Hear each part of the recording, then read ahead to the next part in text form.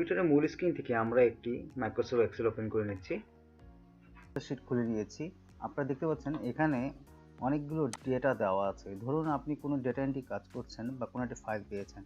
এখানে দেখুন আপনার নেম, এরিয়া, সেলস এবং ব্রাঞ্চ এই 4টি ফিল্ডের আন্ডারে তাদের নাম, তাদের এরিয়া, লোকেশন, সেলস এবং ব্রাঞ্চ এরকম একটি ডাটা শিট দেওয়া আছে। এরকম আপনার অসংখ্য আপনার ডাটা থাকতে পারে, 1 থেকে 1000 বা 2000 অ্যাকাউন্টের আপনার যে পার্সন আছে তাদের ডেটা থাকতে পারে। এখন আমরা যেটা চাচ্ছি এই নেম, এরিয়া, সেলস এর ব্রাঞ্চের ডেটাগুলো পাশাপাশি দেওয়া আছে।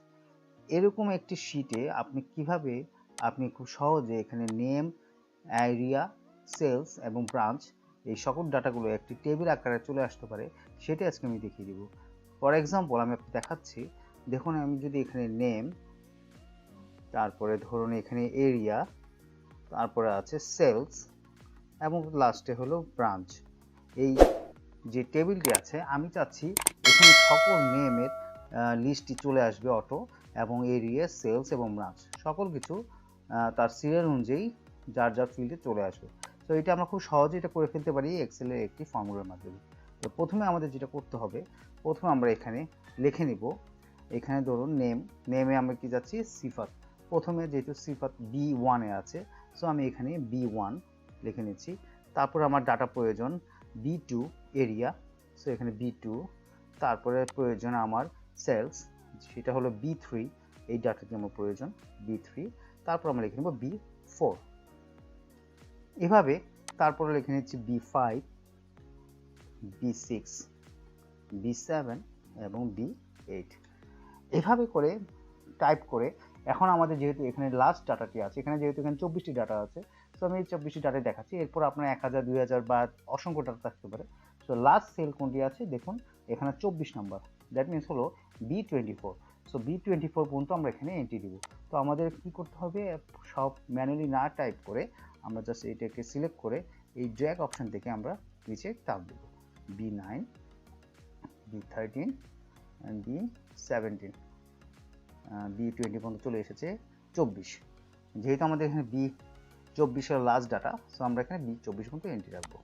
ঠিক আছে, এইবার কি করবেন, এইবার এই পুরো B1 থেকে B24 সিলেক্ট করে আপনার কিবোর্ডের Ctrl+H একসাথে আমরা প্রেস করব।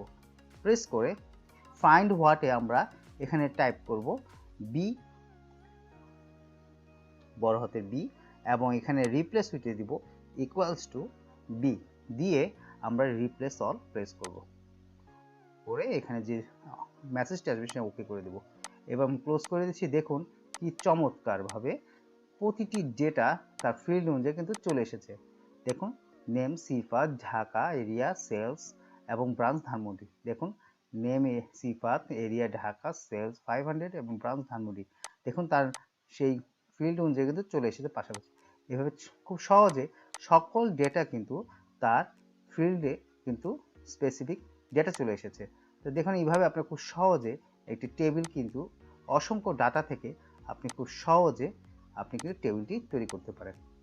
আশা করি আপনাদের এই ফর্মুলাটি উপকারে আসবে, আপনারা আপনাদের যে এক্সেল যে ডেটাগুলো আছে ওইগুলো খুব সুন্দরভাবে টেবিল আকারে সাজিয়ে দিতে পারবেন।